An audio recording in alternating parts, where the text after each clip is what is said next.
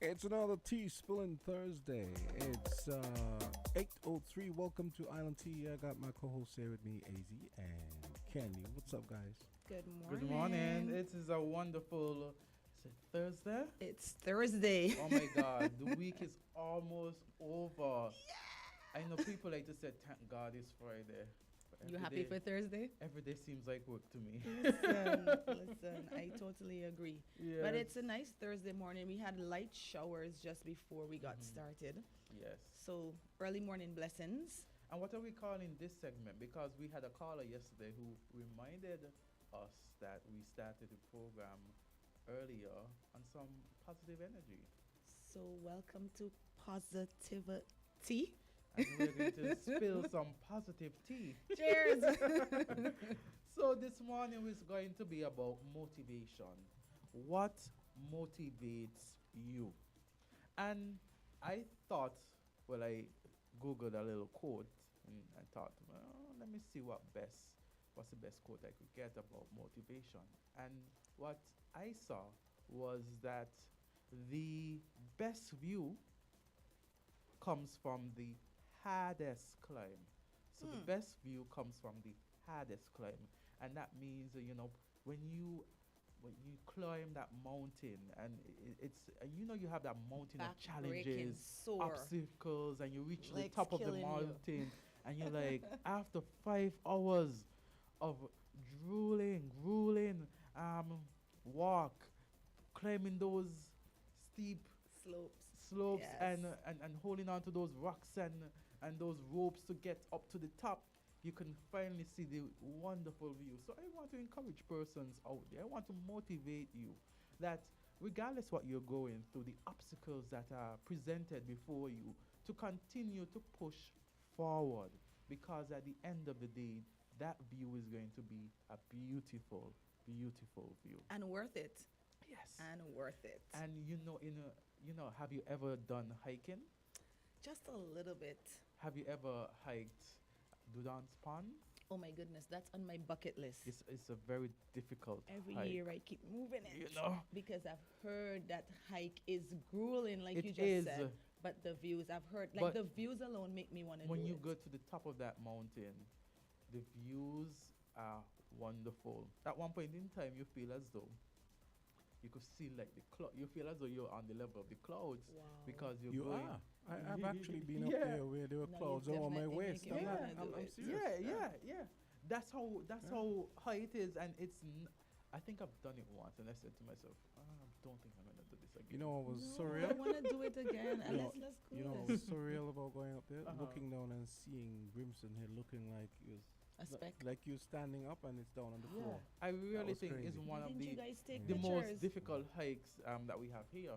I think I have some pictures. That would have been a couple of years ago. I've think heard up Yeah. there, and for me being into events and flowers and everything, I've Mhm. heard that there's some different species of flowers up Mhm. there, and there's different fish and the pond, and it's like just listening to that makes me want to go. But then I remember the hike, I remember the Yeah. climb.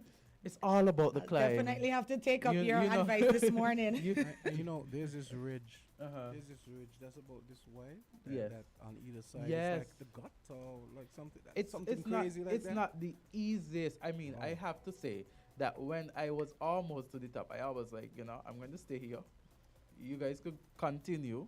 I'm going to stay here and wait until you guys are finished with the top, and then we can walk back down. But then I said, you know what?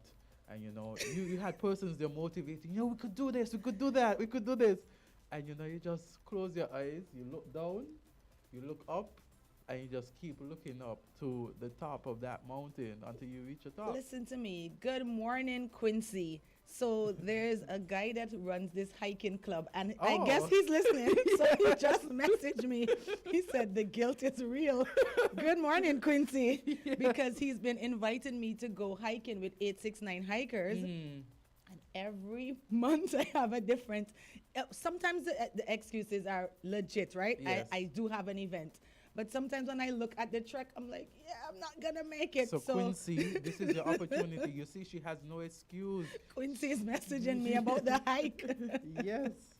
And Oh so my goodness. there are sometimes suffer from a lack of motivation, Right. and there are causes and ways to overcome it. And let's look at some of the causes.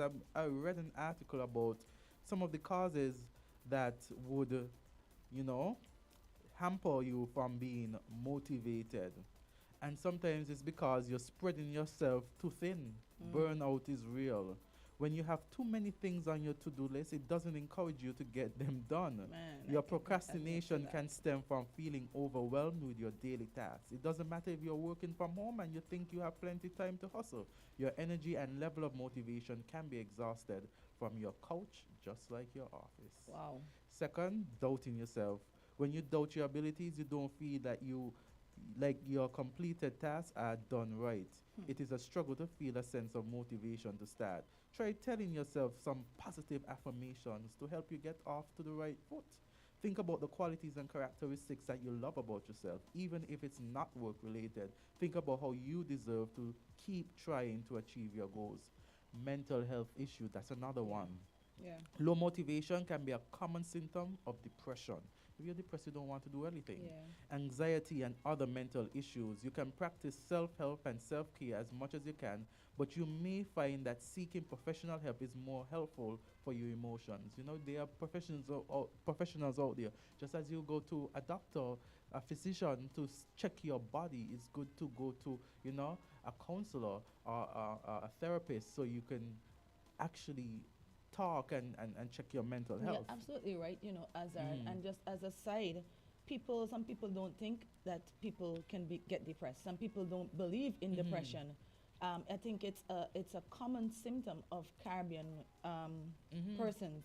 Like, what are you depressed about? You don't do this, you don't do that. But Yeah. there's also something called chemical Mhm. imbalance, which causes depression. So depression is actually very real. Yeah, and uh, sometimes you see maybe kids and children feeling a bit down, and I often used to hear older persons like, "What you depressed about? You Yeah, not to worry yeah. about." But people experience different emotions, and people go through different things. Sometimes the ones smiling the most are the ones who are suffering a deep The depression. most, You know, right. I remember when there was this beauty queen contestant. I think Miss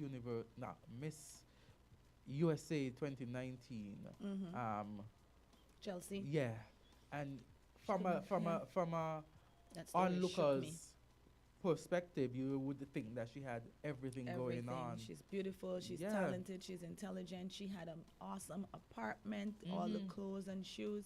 Exactly. She committed suicide. And she threw herself off a very high building, and the story is so sad. That story rocked me Yeah. for weeks. And you know what it said to me? You don't know what people are going, Going through. through. It's a reminder. You don't know. Persons may be doing well, but it's good to just check up. It's just good to say, how are you doing? Be You know? kind. Be Kind kind. is more Yeah. important. You don't know what we're going through. Be Exactly.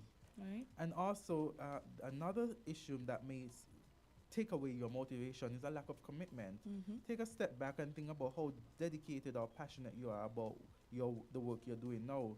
Do you agree to do these tasks because you feel obligated? Right. Identify where your to-do list decreases your motivation, helps you to know where you can add some spice. Another reason why you might feel demotivation is a bad attitude. Things don't always go the way we hope, but it doesn't mean that you stay in the run forever. Sometimes we have plans, and sometimes we think that we're going to be here, but we're there.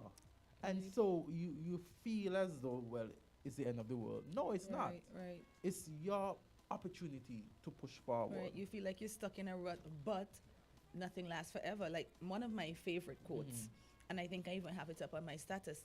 This too shall pass. Yes. Right? This too shall pass. You're not gonna stay in that rut forever. Mhm. And it works on the flip side as well to keep you balanced. When things are going good, you're at the top of the mountain. Yes. You're looking at that view, you think you're untouchable.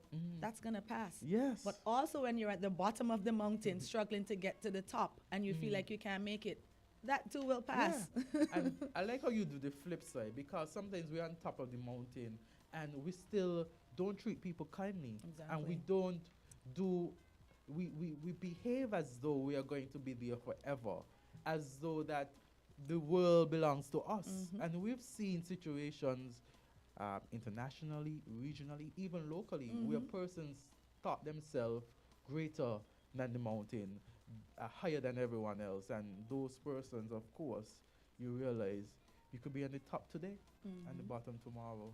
You could be well known today and forgotten tomorrow. Agreed. Yeah.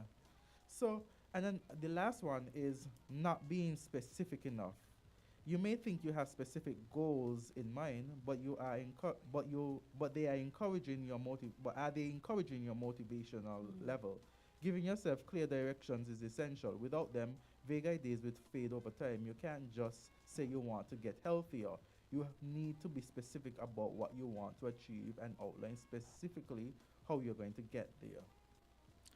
I like this because sometimes you can't really pinpoint what is affecting your motivation. Like everybody has different things that will motivate them. Yes. You know, for me, sometimes it's just a feel good feeling. Like I want to feel like, okay, I've accomplished something or I've helped someone or just knowing that you've done your part to pass the buck along. Yes. Those are some of the things that motivate me as a business person. Profits. When I check my balances, I check my accounts, I'm like, we didn't do too bad this quarter. You know, so those are some of the things that motivate me. But what if you can't figure out what is affecting your motivation?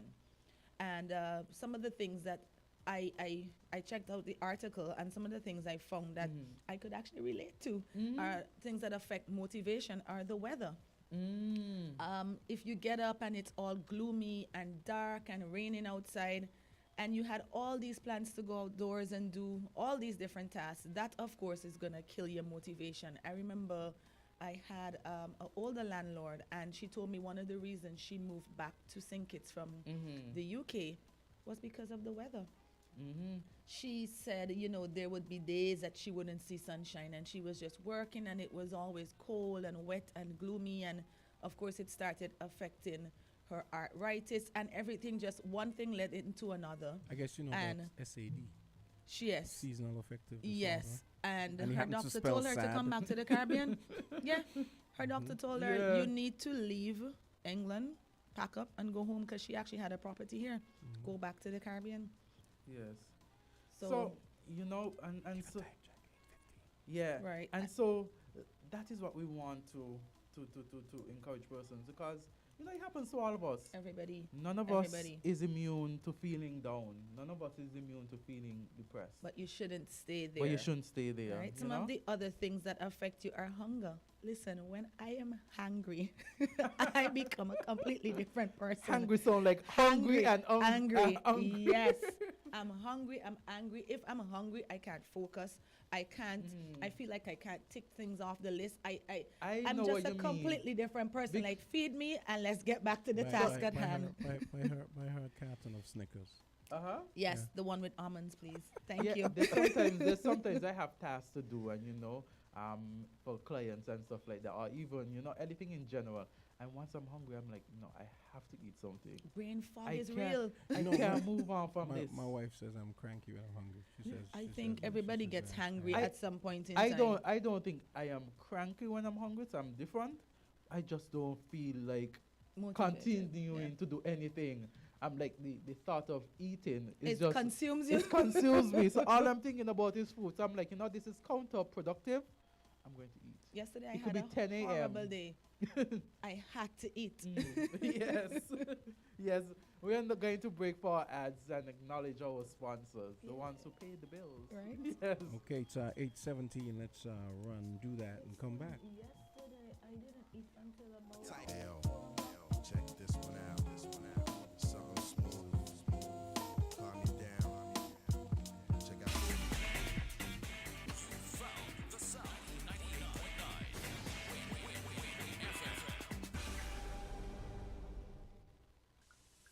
Strapped for cash? Get Instacash. Payday late? Get Instacash. Have items new or used you don't need? Get cash for them at Instacash. We buy and sell quality new and used tools, electronics, jewelry, household items, and more. If you're strapped for cash, think Instacash. Sell an item for cash or buy an item. Ask about the convenient Instacash layaway plans and buyback options. Instacash is same-day cash, no credit checks, and guaranteed privacy. Get cash for your goods. Visit Instacash across from Caribbean Lotto in the Hoswoods Complex or call 465-0222 and 669-8390. Maybe it's the way the brilliant gold liquid reflects our sunshine, or how the bright blue of its label mirrors the clear Caribbean skies overhead. Maybe it's the fresh, crisp taste of this beastly cold beer on a scorching hot day. Maybe it's even the way it brings us all together. But one thing is for sure, Carib is very much a part of who we are wherever we're from in the Caribbean. Carib, it's the way we play. Drink responsibly. This is your official invitation to the conscious party. Get conscious, get down to business every Wednesday with Conscious Business. Join the Conscious Musical Reasoning with Selector Highest, strictly positive and conscious music on Conscious Business on WINNFM 98.9, WINNFM.com. Vibes include Business Education Corner, Business Quote of the Day, Agriculture Time, and Mama Love Chat of the Day. Mama, I don't ever want to see you cry. Conscious Business is brought to you by Light New Steam Cleaning. You too can get exposure and awareness for your business when you call WinFM's sales department to advertise here. Conscious Business is positive growth.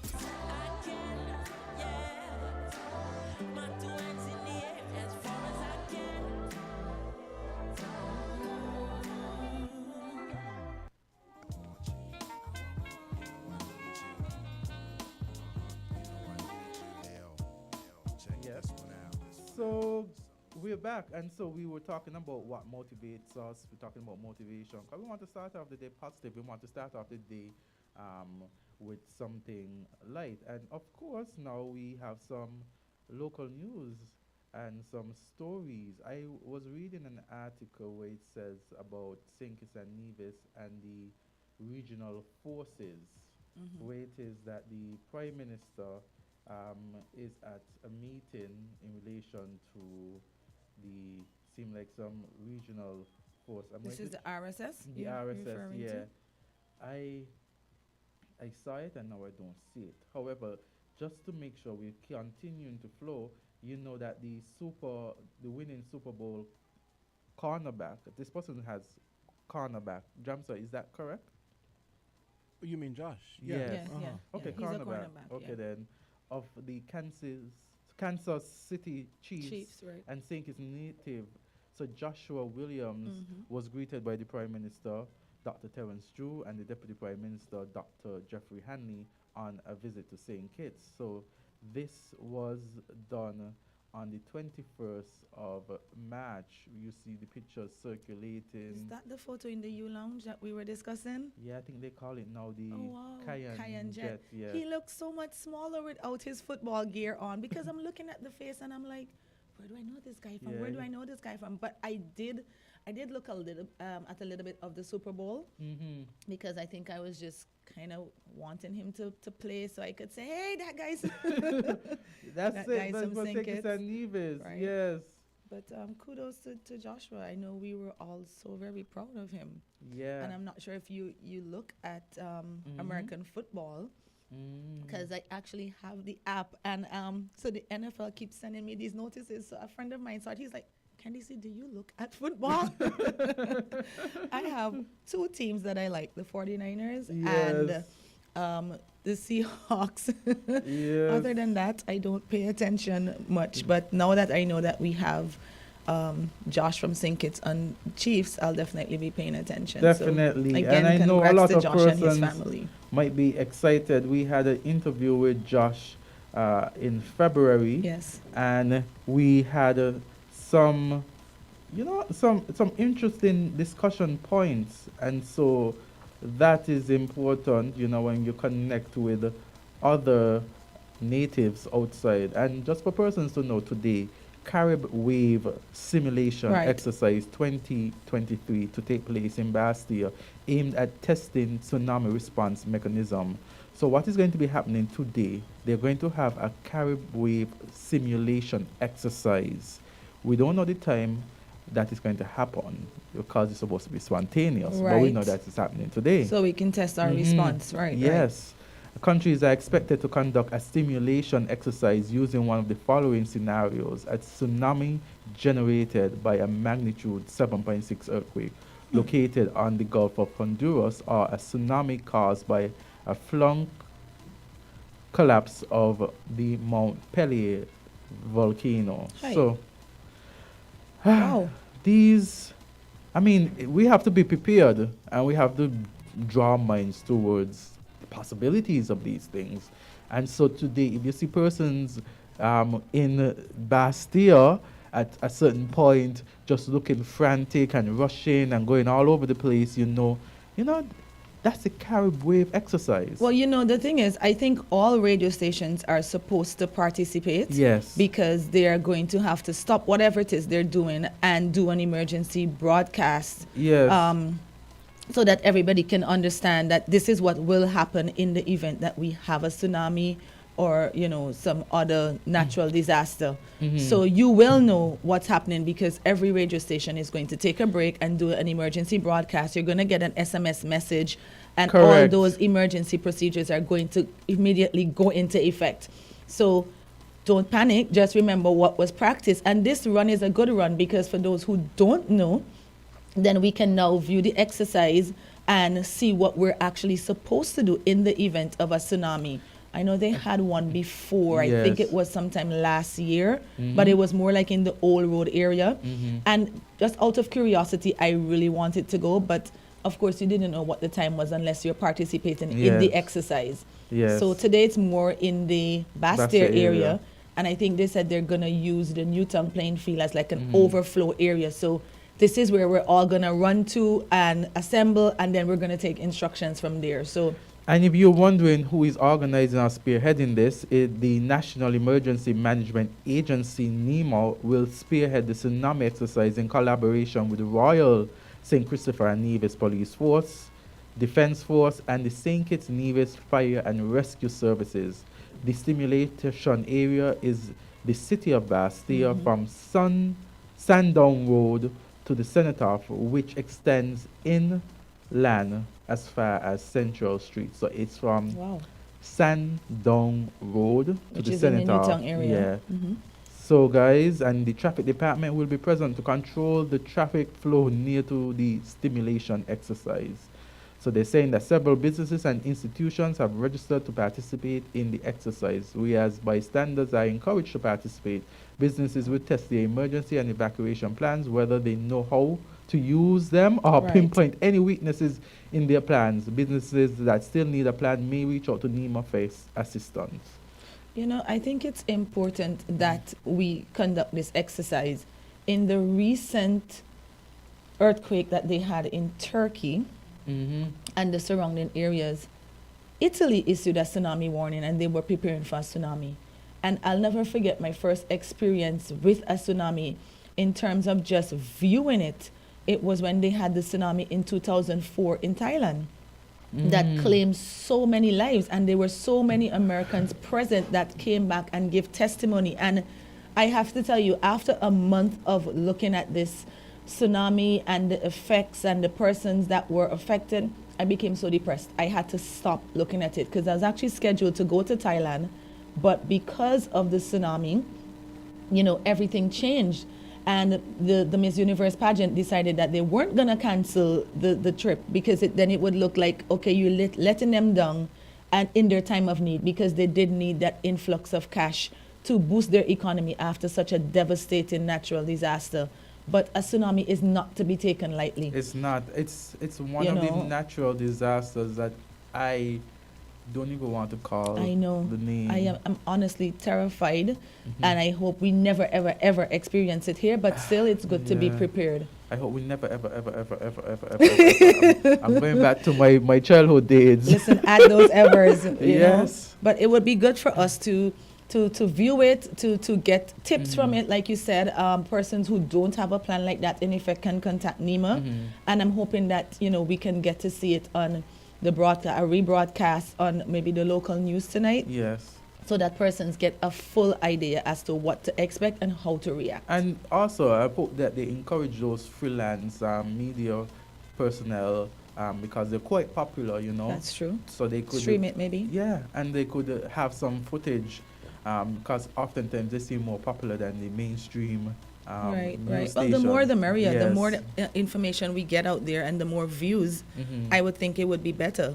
So Yes. it touches everyone and we're all on the same page. Yes. So let's hope that that's the case. Let us hope indeed. And everyone, please to be cooperative. I can imagine how the traffic is going to be in Bastille during Well, they that said time. they're going to control it, so fingers crossed. Yes, they said they're going to control it. I think we're now getting ready for our team up with Antigua. Yes, Vernon Springer. And it's going to be from Point FM. And it's always good to talk to Vernon and any other person from across the region to get their feedback on what's going on in their. In their neck of the woods, right? Because here in St. Kitts, we realize that, we're not totally different from our neighbors. The more we talk to them, the more we realize. We were so caught up in our own, worries. And then I saw same gang violence, same water woes, same issues with the seaweed. So we're not so far apart. We're not so different. I mean, imagine if we could cooperate on those issues that are similar, that similarly affects us, and try to come up with solutions together. That would be a wonderful OECS world. and CARICOM finally working. I think the OECS. I've always said that the OECS has been working much better than CARICOM. Honestly, you're right. Yeah, you're the right. OECS I think is. Is it because it's a little bit smaller? Is it Maybe. because we feel like we're closer? Because CARICOM is now in talks to include Mexico. I think Mexico has put in What? an application to become a part of CARICOM. So they're currently debating it. And I know we have other states that we generally don't think form a part of CARICOM that are like associate members. Yes. Haiti and Well, I understand those. but Suriname Mexico, and I don't know about that. yeah. Well, Well, everybody wants a piece of the pie, and for us, we might be thinking it's not working, but obviously somebody's seeing the benefits of it, and so they want us to. I mean, the thing is, Mexico is a country with 170 million people, something like that. I mean, we're swamped. But being a bigger country, they might actually have something to contribute that the rest of us can't. Because I mean, Guyana is huge, and that's where the CARICOM Secretariat is, but Guyana is underpopulated. Yes. So, they might have something to contribute that we would have overlooked. Also, racially, it's completely different. Culturally, it's different. Ethnically, it's different. Is it though? Yes, it is. We're not so different. Some of our indigenous peoples would have traveled as far as Mexico. But who is the majority ethnicity? Who is the majority race in the Caribbean? You tell me. Would it be Africans? I beg to differ. It specifically, and let me speak from a point of where I actually know. In Guyana, there are 6 races, and that is made up of Africans, Europeans, the indigenous persons, Amerindians, Chinese, Portuguese, East Indians. And Portuguese are Europeans. No, it's a difference. And for No, the it's not. most They're part, Europeans. They're white. can I finish? Go For the ahead. most part, the Africans and the Indians always, they're always on equal par in terms of the amount of the population. So at one point in time, you would have Africans being 51% and Indians being 49 or, whatever figure. And sometimes you would have the East Indians But that's being Guyana. 50 That's and Guyana. being 49. So to say that, in the Caribbean region, the majority is now blacks, I think we would have to actually get stats. I don't want to make such a sweeping statement because Yeah, but Guyana is one population is country. constantly growing. I was making that as a reference but point Guyana to is say just that you one can't make country a out of the sweeping Caribbean. statement saying that the Caribbean is majority black. It always seems to me that a lot of us as black people, we always seem to cape for the other races, and they don't cape for us. In the interest of have- trying not to offend other people Mhm. who I'm hate trying- us. I'm We trying to always seem see to be if caping for Mexico them, is joining, yeah. but I'm not seeing anything with Mexico and CARICOM. It is Yes. it is Three incontrovertible. CARICOM countries joined Mexico in lawsuit against U.S. gun manufacturers. I think that was an article that just came in from one of our directors. But I know there were talks like they wanted us to work together. They wanted CARICOM and Mexico to work together. So Okay. that's where that came from. But to Jamster's point, I generally think that in order to make such a sweeping statement, I would have to see stats, I would have to see figures, because population changes every single day. Yeah, People but- born and people die. Yes, but So- it's just. I mean, it's more than anecdotal. It might not be empirical in terms of you. Oh, I have the exact figures that were maybe done 2 months ago, and oh, this is that. It is. It is. We know that the majority of us are African. No, What's your the, take on it, Azard? the point I'm saying is With Mexico, Mexico. Jamster is saying that the majority of the Caribbean persons are black anyways. And, why should we even cater to the other races? Because we outnumber them and they don't. No, that's not what I really- said. Because we outnumber them and we are always caping is the word you use? What's the word? we always caping. No, what I meant was because what I meant was you seem to be how should I put it? You seem to be pandering to their, let's say, their sensitivities and saying, Who's it's they? The other races? the other races, yes. I wonder if it's because I am actually mixed because of the population of Guyana. So my family consists of almost one person from every one of those races, one. And two, I'm generally a fair-minded person. So So am I. it's not pandering. So am I just think that everybody should be seen on equal par. yeah, I don't. Again, as I've said on this show, I don't see color when I see Thank you. persons in front of me. I see people, and I see people. The first thing that comes to me when someone stands isn't the color of the skin. What has that to do with anything? Yes. Especially in your profession, You you're don't there see to it, really? help Really, you don't persons. see it? So it's more of the issue or their need as opposed to Yeah. this is a white person, I mean, this is a black person. you would see this person is white or Chinese or Spiritual. whatever, but that doesn't affect me. that shouldn't have Yeah. anything to do with the issue at hand. Yes, Springer is ready, and we're going to Point FM. We're going straight into Antigua and Barbuda. Join us on Win FM Airlines. And it's time for Point on the Streets. It's 8:35. I think he's playing a commercial, so he's probably going to come to us right after that. Yeah, so Point on the Streets are just for the benefit of the listeners. Point FM is owned by, you guys know, it's actually owned by Gaston Brown. Yes. Oh. Yeah. Did not know that. Yeah. So, Every day you learn something new. I thought I told y'all last week. Yeah, I didn't? you I mentioned- said, I I think, may have told you before. but yeah, yeah, but shoot, and yeah, every maybe. time we have it, you said it. Yeah, I say it because I Yeah. think it's important. Yeah, to- I to think know. it's yeah. Why? Because it's okay. It's a propaganda organ, basically, right? Oh my goodness. so Link up with Island Tea. You, Azard. I don't think Good morning. Vernon Vernon will wants take kindly to that. wants to hear what was said.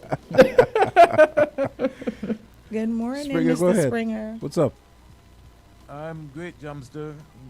Let me say good morning to Lady Candisie, Franklin, and Mr. Azard Gumbs. Good morning. Welcome. Good morning. Greetings Good from Antigua morning. and Barbuda. Yes, it's Point on the- wonderful. We're here on Thank our you. our flight, and we have landed somewhere between Antigua and Saint Kitts and Nevis. Well, it should be Antigua and Barbuda. Yes, Antigua and Barbuda and Saint Kitts and Nevis. So, how is St. Kitts this morning? Saint Kitts is wonderful. Nice. We are Very good. nice. Yes. How is Antigua and Barbuda? Well, first of all, let me just, it's wonderful. We've been having some early morning showers, but everything is going well. Oh, we have been having two. Similarities. Oh, We've been having showers also. Yes. We had it just a little bit just before the show started. You sound like you got wet. She I was ran- I she was ran. worrying. Candy sound like he was watching you. I when ran. You came in. He must have seen me with my umbrella. You know it is. We're being watched these days. Oh my Well, I goodness. just wanted to give you guys an update. As you know, this would have been coming out of the cabinet notes. The cabinet of Antigua and Barbuda would have met yesterday, and I just wanted to maybe pull out a couple of items which would be of interest to the folks in the wider part of the Caribbean, and also to St. Kitts and Nevis. The cabinet held discussion on the future of LEAT. The old LEAT 1974 Limited has been virtually collapsed, and its former workers and their creditors are owed sums of money. However, the cabinet of Antigua and Barbuda, LEAT 1974, is without assets to satisfy the debts it owes. Hence, the governments who owned LEAT 1974 Limited would be liable to the extent of their shareholding, since LEAT 1974 is a liability company. Antigua and Barbuda's share was 32%, Barbados' share was 54%, Dominica and St. Vincent owned nearly 10% together. The position of the government of Antigua and Barbuda is that any negotiations for payment of monies to LEAT staff shall now be with all shareholders, and that no longer will the Antigua and Barbuda government conduct bilateral negotiations with the LEAT bargaining agent in Antigua and Barbuda.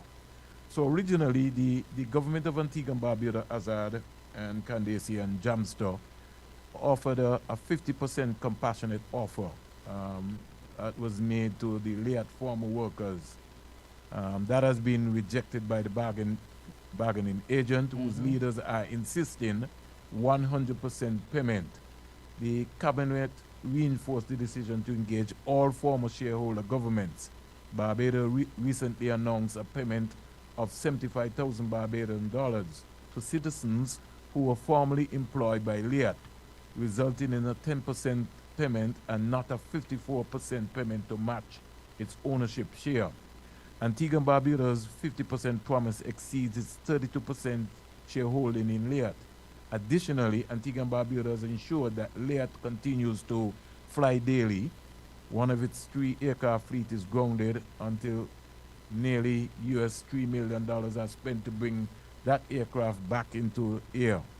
So the government of Antigua and Barbuda deciding and saying to the union in Antigua and Barbuda, listen here, let us as shareholder governments meet and share the cost in terms of what's going on, because you recognize, as I just outlined to you, that there were shareholders. Yes. So this, I think, is going to be an ongoing process for the next couple of weeks that we're going to maybe be paying close attention to. Wow. That is a mouthful you just said. I mean, we all knew LEAT was in trouble, but when you put it into perspective like the way you just presented it, I'm sitting here with my eyes about to pop out of my head. Yeah. This is crazy. And the situation, I mean, we've always talked about LEAT and about the financial situations and the input of government, and this just brings to the fore the responsibilities that government had to ensure the smooth running and operations of LEAT. I mean, when you highlight the countries that were involved as shareholders, you realize that they were just, it wasn't the entire, not even the entire OECS was involved in significant operations and management and financing of LEAT. Oftentimes people say that Antigua and Barbuda has been seen as the main shareholder of LEAT, but we see that from the reports by Mr. Springer that Barbados actually had a greater share than Antigua and Barbuda. And you know, sometimes I question Candice and Azard and Jamster if we are serious about air travel in Antigua and Barbuda, because I think we're really paying it lip service, and more so even CARICOM. You know, we look at the situation and we see what's happening in Haiti, and we are hearing bits and pieces coming out from CARICOM, but are we really serious about CARICOM, or only when it is convenient for us that you know, we come and say we're talking about CARICOM? Because we have a real serious situation. If I need to get to maybe, let's say maybe to the Caribbean, I maybe have to go all the way to America to come all the way back down. Suppose I don't have a visa. You know, that's almost like a challenge. So we have Sinkis Music Festival coming up. It's going to be 25 years. You got Antigua and Barbuda's Carnival coming up, and you have all of the other islands going to be having Carnival moving around. And we still have not really addressed the air travel. We're talking about it, but you know, it's when it's convenient for us, we say something, and when it's not convenient, we're not saying anything. And then I find that there's a lot of hypocrisy when it comes to CARICOM saying, okay, well, yes, we have Haiti who's a member of CARICOM, but yet we are still not coming together and say, okay, listen, well, how are we going to help the Haiti situation? Because like I said, it could be Haiti today. We see in terms of the crime rate increase in St. Lucia. So if you think you see the crime rate increase in St. Lucia, what do you think could be happening to St. Vincent? What could be happening to Dominica? And I think as the OECS, we are also being challenged to the point where the big four, as I would say, they're the ones who are kind of saying, well, hold on. The OECS, you know, at one point in time, let me just remind you guys, Barbados wanted to be part of the OECS. Have we ever sat down to figure out why Barbados wanted to be part of the OECS? I mean, these are things that we have to start really realistically looking at to see what's happening around us. Yeah. I mean, the issue in Haiti is very unfortunate. We've seen where Jamaica has sent security forces to Haiti, but at the same time, you wonder how effective are these CARICOM countries in really assisting the situation in Haiti? Or each other, for that matter. Or each other, because we realize that we have our own difficulties where we ourselves are still trying to curb certain situations when it comes to crime and violence. And in Haiti, we realize that Haiti has many persons. It's a huge population, much greater than the OECS. And you realize that there is a state where it is that they're basically in a state of emergency, where it is that it's, you know, the conflict between members are ongoing. And you wonder, what can these small territories really do? You understand? I think you had alluded to the RSS. Yes. I know 2 weeks ago, I think they were sent from St. Vincent to St. Lucia to curb some gang violence. If I'm not mistaken, I think that some of I think like 6 officers were sent. Yes, they're on rotation to St. Lucia from St. Vincent, and I know Grenada made a plea about it. And then you just mentioned earlier this morning that our Prime Minister was having a meeting with them. With RSS, but that is kind of relatively a small force compared to what would be needed in Haiti. I know the Prime Minister of Jamaica alluded to the fact that unless Haiti got some major international help, then the situation was untenable, and it would remain that way, because the gang violence has gotten to a whole new level. I think 2 days ago, they actually burnt a town to the ground almost. There were burnt bodies in cars and on the streets, and it was just insane. So, you know, it makes us think, how are we actually functioning as a region, and what can we do if something like that happens to one of us in the OECS? I'm and, here trying to look for the article territory that I saw this morning with the Prime Minister and the meeting with the RSS to where in the conversation. I had it, but you know, when you have these things and you lose them, it's hard to get back again. But the discussion is one of importance. Well, you know, last week, Azard and Candice, you know, I spoke to you about the government of Antigua's decision to waive of work permits for CARICOM nationals and for non-nationals of the Dominican Republic. Well, I can say to you that the Minister of Labor, the Honorable QT Stedway Benjamin, informed the Cabinet that all regulations and amendments are in place to activate the waiver of work permits.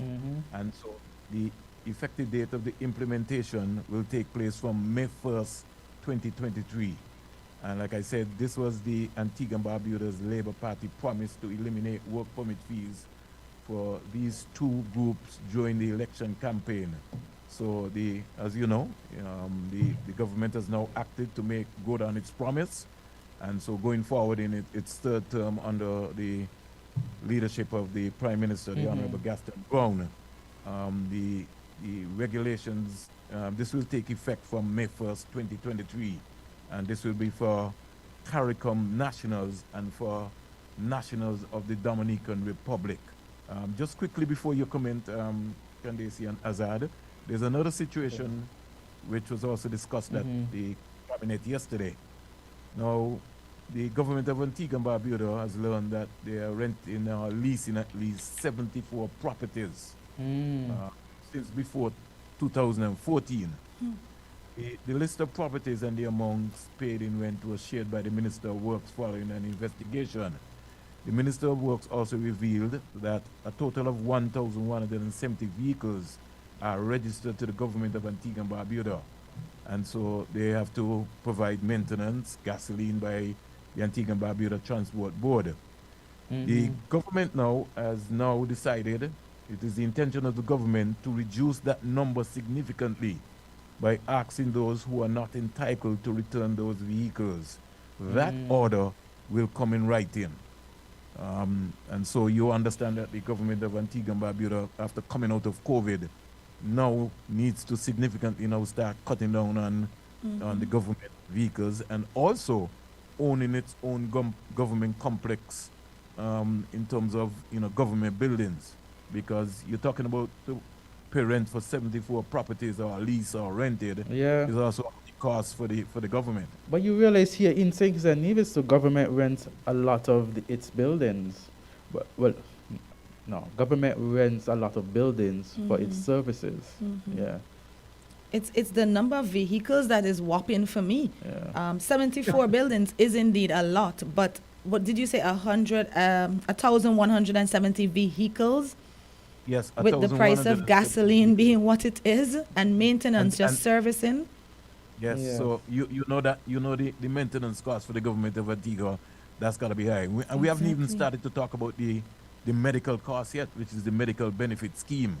So in small island states like St. Kitts and Nevis and Antigua and Barbuda and Montserrat and St. Lucia and those countries here where you have these high costs, sometimes our citizens get impatient and they say, well, what is Azard doing? I mean, I want my road and I want this. But there's so many other added costs that, the governments have to start to look to cut back on to be able to deal with a number of these issues. Yeah. I found the article here. It says St. Kitts and Nevis PM Terence Drew participates in the RSS Council of Ministers meeting. It basically spoke about his participation in addition to the Commissioner of Police here of St. Kitts and Nevis, James Sutton. Talk about the Permanent Secretary being there of National Security and the command of the St. Kitts Nevis Defense Force. It also goes on to say that it was basically a meeting between the different ministers of national security, and they were looking at gang violence and the like. So no, in the article I didn't see any specific mention of the situation in Haiti. All right. Well, I know we have 10 minutes, but I just decided, just let me get in 3 more notes. This time we're going to switch a little bit to sports, because this weekend, this Saturday in Antigua and Barbuda, the Cricket West Indies, with their headquarters based at Coolidge, will hold their general elections, their Cricket West Indies general elections. As you know, Mr. Richard Skerritt, who was the president of Cricket West Indies, will not be running again, and so Cricket West Indies will have a new president. And I can say it will be the incumbent Dr. Kishore Shallow, who was the vice president to Richard Skerritt, who will now become president of Cricket West Indies at their annual general meeting on Saturday. And Mr. Assam Bassarat from Trinidad and Tobago, president, he is also an incumbent also. Nobody's challenging him. In fact, originally, Billy Haven, who was the president of the Jamaica Cricket Board, originally pulled out last week from the contest of vying for the presidency of Cricket West Indies. So that's one aspect coming up. And there's a lot of cricket action coming up with that. I just need to fill you in very quickly, Azard, Jamster, and Candisie. Cricket West Indies Antigua and Barbuda will be hosting the regional under 15 tournament from April 4th to the 14th. But before that, the Leeward Islands and Windward Islands under 15 teams will be camping in Antigua and Barbuda from Saturday. Yes. And so they will be camping in Antigua and Barbuda at the police ground They'll also have a couple of matches, couple practice games on Wednesday and Friday going into the tournament. So already you have alliance taking place between the Leewards and Windwards Cricket Board in terms of the preparation for this Cricket West Indies under 15 tournament.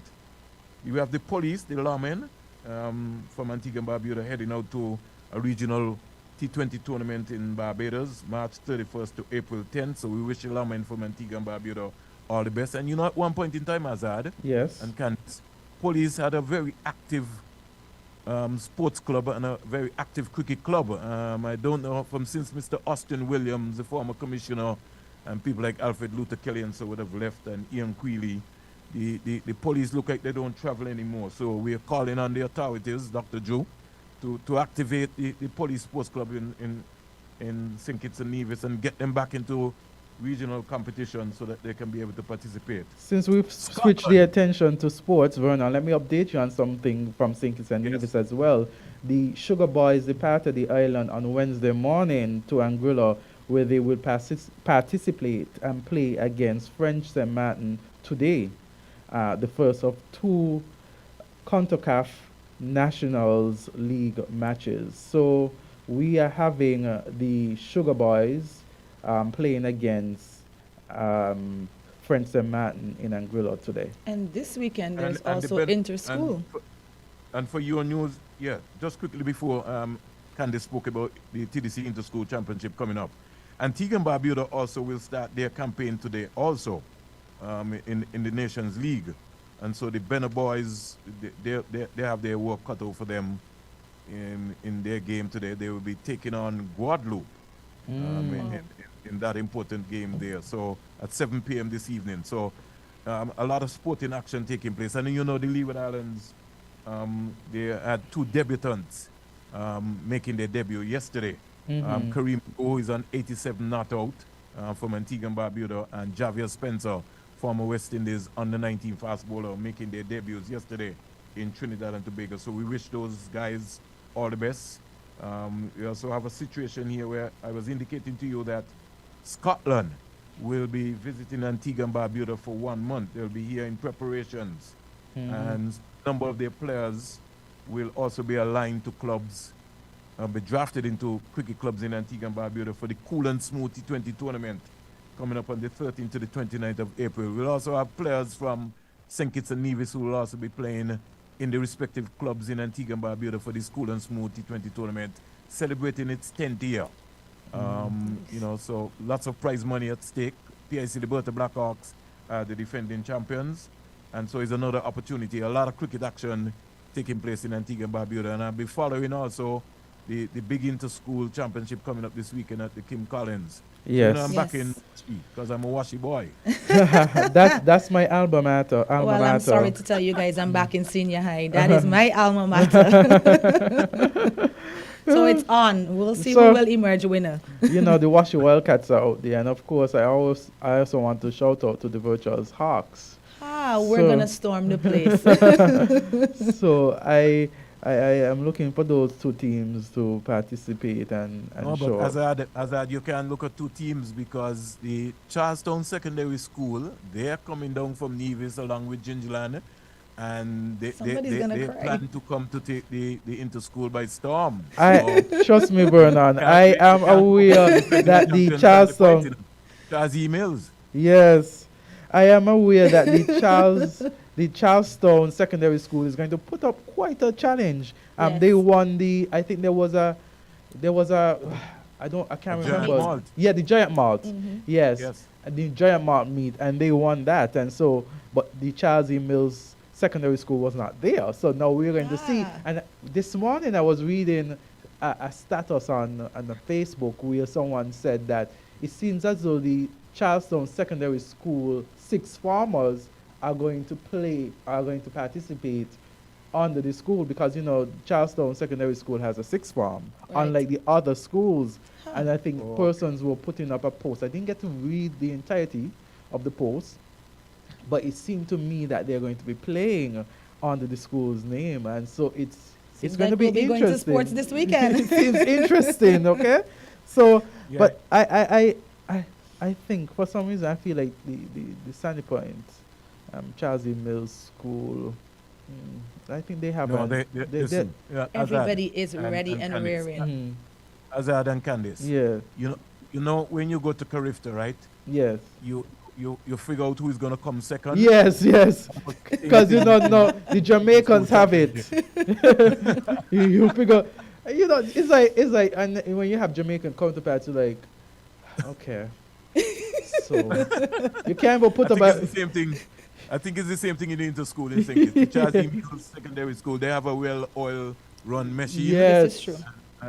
Trust me, they, Which you they can't turn up, dispute. the community really turns up. You can't dispute that. I was Antigua, very quickly as I round up, Antigua have also selected their 15-man squad for Carifta. I saw St. Kitts have also announced their squad. So Yes. Dwayne Fleming, who would have won gold in the 100 meters last Carifta round, he didn't qualify. He didn't meet the qualifying standards, but Yes. if you won gold, and he's emerging as the time go on, so they have a good team going down to Carifta. So I expect the OECS to really compete well at the Carifta Games, which is going to be the 50th edition in the Bahamas. So a lot of action taking place. And one of the things which I hope that we can begin to instill back here in us in the Leeward Islands is for us to revive back. I see we had the Leeward Islands cricket tournament being revived, but to see the football come back and to have more school sports taking place between Antigua and Barbuda and St. Kitts and Nevis. I think that would really help with our youngsters, like reviving back the Keep the Shepherd tournament. That's something I'm sure a lot of youngsters used to look forward for to come to Antigua. Even the netball tournament, the City Caribbean netball under 16 tournament taking place in Dominica. So sports is almost like the way to go.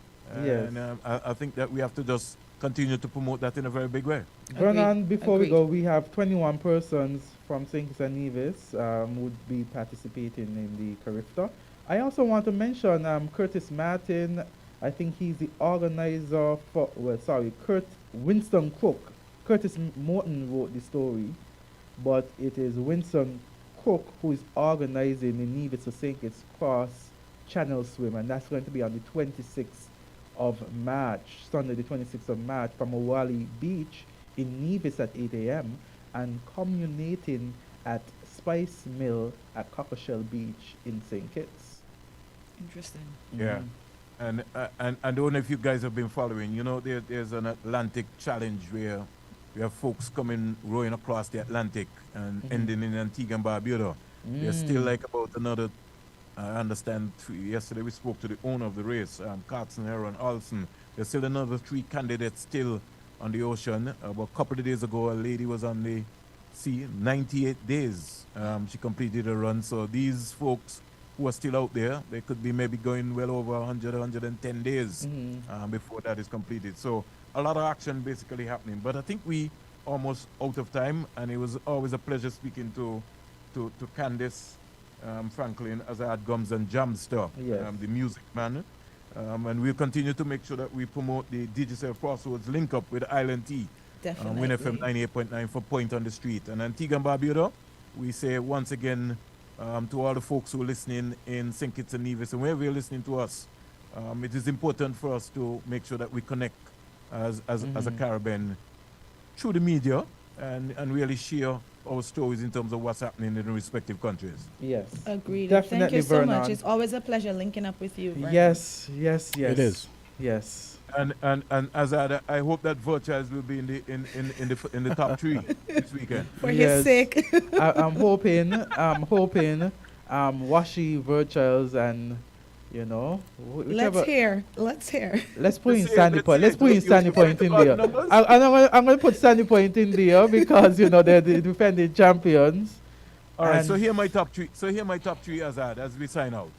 Charles Emails, Charlestown Secondary, Washi and Bastia High School. Now stop trade. Somebody's tying there. Okay, let me my unbiased view. I think the top 2 would be Charles Emails and Charlestown Secondary. They're gonna get you after this broadcast. So that's my prediction. My unbiased prediction. This is why I can't. This is why I can't go to thing because I'm not watching BHS lose. It's just not gonna happen. I'm not. Jamsa, don't go there. You're not I in am the not car. Finally, going I up get there. some backup. I'm I not think going up there Trent to watch also went to Beatrice lose. BHS. We're the Anyway, Washy Wildcats. It was, Outnumbered. it was indeed a pleasure linking up with you guys. Yes. And we link up next week Thursday on our DGCL Crossroads link up.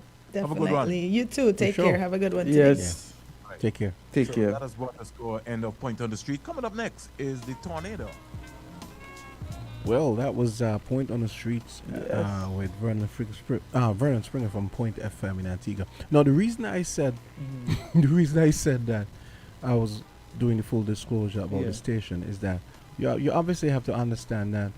I remember when we first started, he had some stories which were very Favorable. complimentary to the Antigua Labour Party. Yes. So I wanted it. It's journalistic practice to do full disclosure and let people know. Well, this is not. I understand. Yeah, that's what I was doing. Yeah, I see no problem with it. Yeah.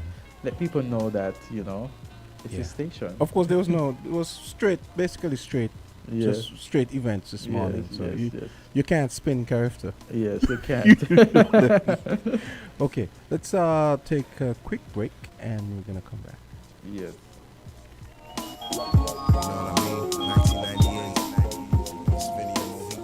WINN is 98.9. 98.9 is Win FM. Black Sands Music Festival presents Knockshore Night, featuring international dancehall sensation Candisie. Def Jam recording artist Massacre. Live Saturday, April 8th at Sandy Point, St. Kitts. Get your tickets online now with Jad Cash or contact 869-664-4179 for info. Black Sands Music Festival returns with Shansia. No girl can't see me and cause problem. Them a man clown for me walk on them. Massacre. Start it and them a run help you walk Plus on. live bands and local DJs. Knockshore Night, Easter Saturday, April 8th. A Palm Nations tour event.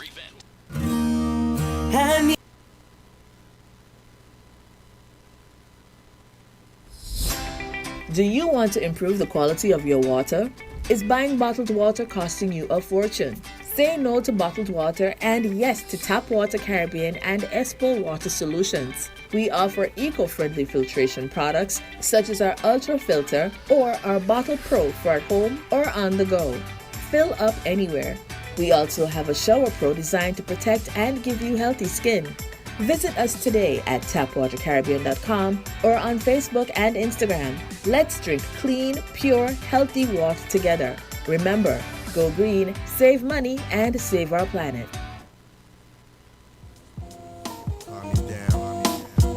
Check out the story. You know what I mean? 1998. This Vinny and Okay, let's go. Yes, so we're back on Island T. We had a very fruitful discussion with Vernon Springer from Point FM. It's a nice link up. Yeah, and I'm here looking at the comments on the Facebook chat, and I'm hearing that someone made the comment, it's Sagadon, the majority of people in the Caribbean are black. And they went on to say, I don't know what she's talking about, and saying that she's been pondering. They said, brethren, we all see color. And I mean, that is the opinion of the person who has made the post on Facebook, the comment on Facebook. And we have always said, there are going to be persons who express certain views. And we may not all share the same views, Right. you understand? And so your reality might be different from our reality. What we experience or what we see may be different from what you experience or what you see. For Candisie and myself, we say that we don't see color because, of course, you are able to identify that this individual is a black person or this Exactly. individual is a white person. But when you treat the individual, they are persons. We're It's the all humanity persons. of it. And I think what you mean when you say you don't see color, because people seem to not understand the term, it means that you treat everybody on their level. You meet everybody where they're at. You don't treat people a certain way because they're white or treat them a certain way because they're black. At the end of the day, we all bleed red. Yeah, and we're all humans. And you the know? thing about it, this is what we fought against. We fought against being treated or being seen based on the color of our skin. And Exactly. if that is what we fought against, why would we want to put that on someone else? Why are we still pandering to it, making ourselves the victims and trying to press and trod another race? And it's something that I'm never going to subscribe to. And yes, I am predominantly black. It does not mean that I am not mixed with other races. It doesn't mean that I don't acknowledge and I can't sympathize with other races. And I think that's exactly what I said. And to make it completely clear, I do not discriminate and I do not subscribe to racism. You know, and if you ever come to me from that perspective, I'm going to let it be known. So it's not about pandering to a specific race.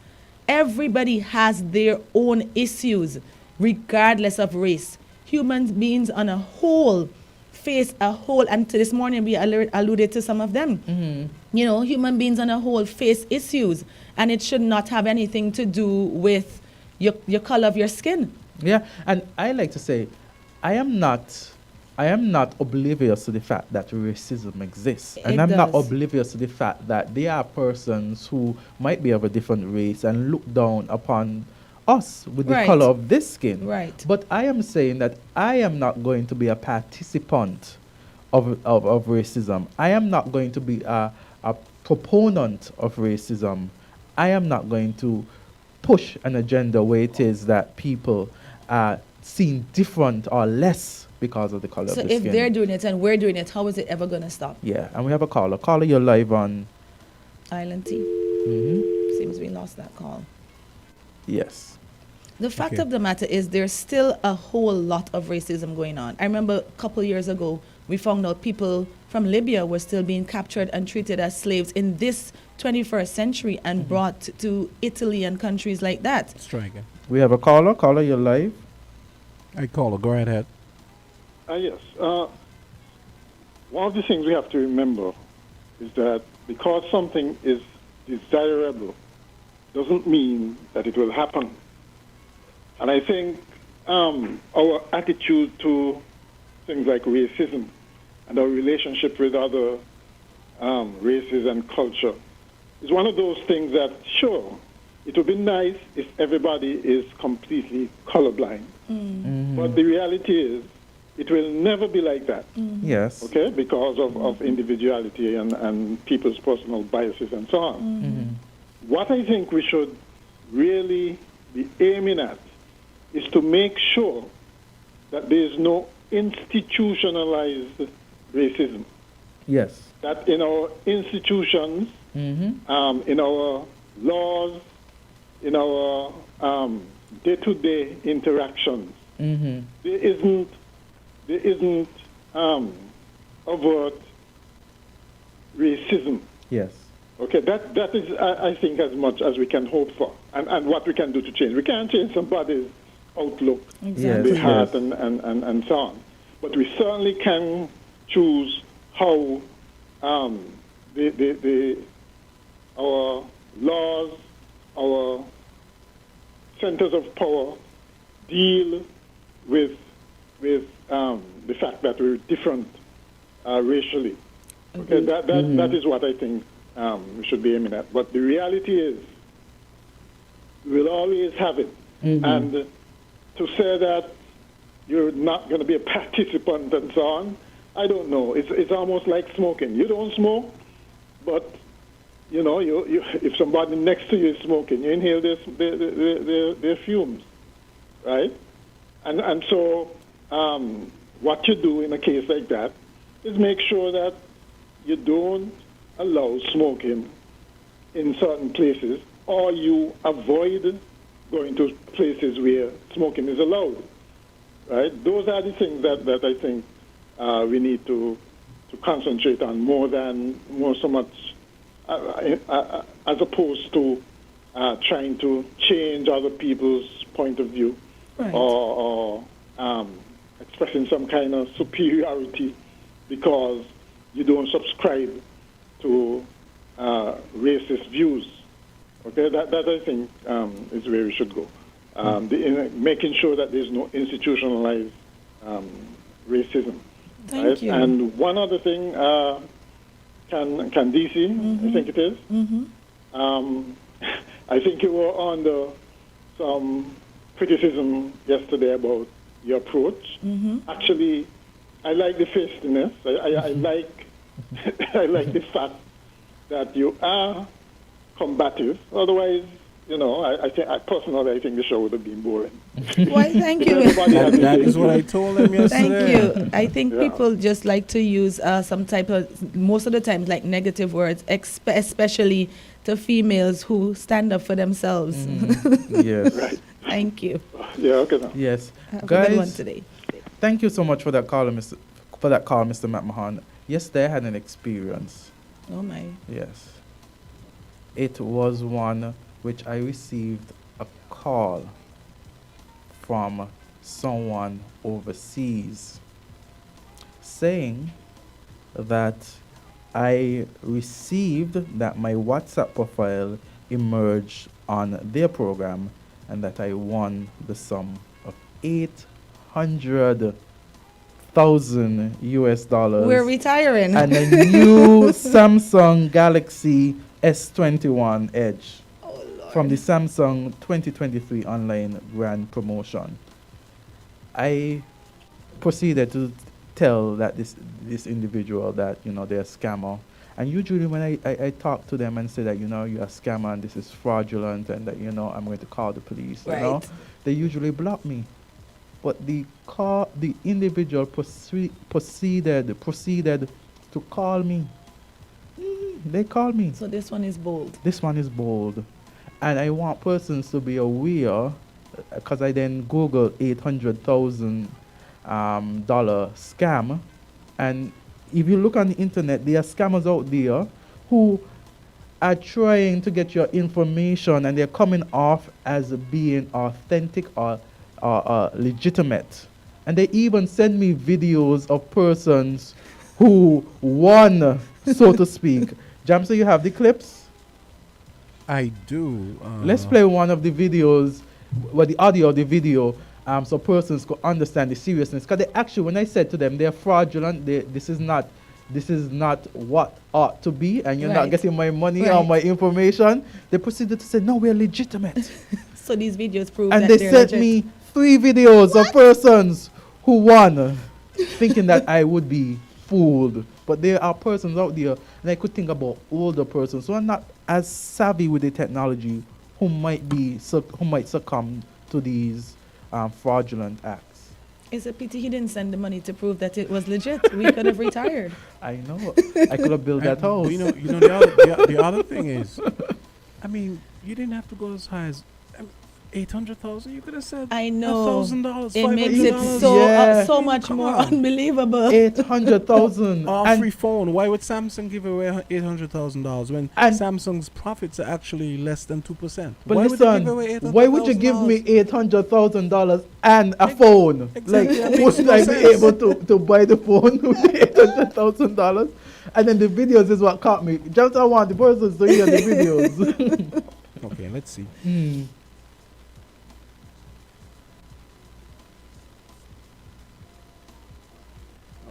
Okay, let me see if my phone tends to oh, okay. Let me see. Come on. Okay, wait. Okay, talk in the meantime. I always have to reset it again. And I actually was hesitant. So yesterday when they actually called me, but they've been messaging me on different platforms to get my information, and I've been trying to ignore them. And they actually called me, and I'm like, you guys are fraudulent. Mm-hmm. And they still persisted with the conversation. They even had a picture of this guy, of Caucasian image with this suit on. And then when they're on the phone, they have this African accent. Oh gosh. And I'm like, where you guys? They tell me California. And I'm like, okay. Go ahead, Jam. So play the video. Hi. I'm Anna from Guam, and I just want to thank Samsung for selecting me a winner of the $800,000. I am so excited, and I wish everybody else who has a Samsung unit to win. I'm so excited. Thank you so much. Bye. There's another one actually too, by this guy. So they make sure they have a female representative and also a male winner. But she sung scripted and almost like she forgot her script. Yes. Thank you, Mr. Youngrich and Mr. Romeo, for my prize from Samsung. Thank you very much. Have a beautiful day. Yes. And this one doesn't say what the prize is. And then she fumbled with the prize that she actually got too. So yeah, she was very funny because she actually, I'm there watching the video and I'm like, wow, they went through all of this trouble and they think that I'm stupid. have some calls. Yes, we have some calls. Okay, Island 2, you're on here. Go right ahead. Hi, good morning. Good morning. Morning, guys. Azard, you're going to cause answer it, you know. I got the same thing to hi, I'm Chavis. Hi, I'm Chavis from Samsung Company. I contacted you about a lucky one twice. Why haven't you claimed it yet in a question mark? Yes. The person got to go. Are you not aware that your WhatsApp profile emerged on our program and you want over 800,000 and a brand new Samsung Galaxy 21 Edge from Samsung 2023 online grand promotion? Yes. You lucky you answer me and answer the body. They answer them because I didn't put in minimum to put in front of nothing. Exactly. At this rate, we should all be filthy rich. Yes. I mean, we could take the monies from our winnings and try to pay some of the. We could donate it to charity. You know, I had one call me. Thank you, Carla, for sharing your experience. I'm always nervous, and I see somebody said the same thing. You should answering the phone is not good either because they could use your voice. And I actually learned that from my mom because in the U.S. they take your voice where you say like yes, okay, and that type of stuff, and then they will use it to know like hack a profile or call the bank and say debit this, and then if their voice is using like voice recognition, they're taking your voice where you say yes, okay, and whatever. Caller, you're on here. You know, that makes sense. That makes sense. Go ahead, caller. Good morning. Hi, good morning. Hey, go ahead. The racism begins with the curriculum. And it is a reality that we must face. We are being taught from a curriculum of exclusion. It tells us about slavery and colonization, nothing about our rich African heritage. 2, when you see a sheep, do you pretend it's a goat or a donkey? No.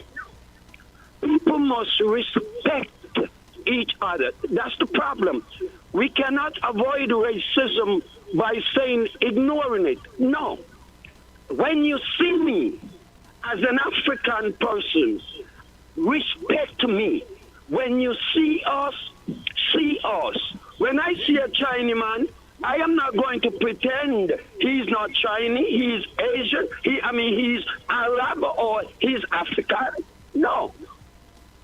The problem in the world is respect. When you see us, see us. And when we see you, and respect each other for who and what we are.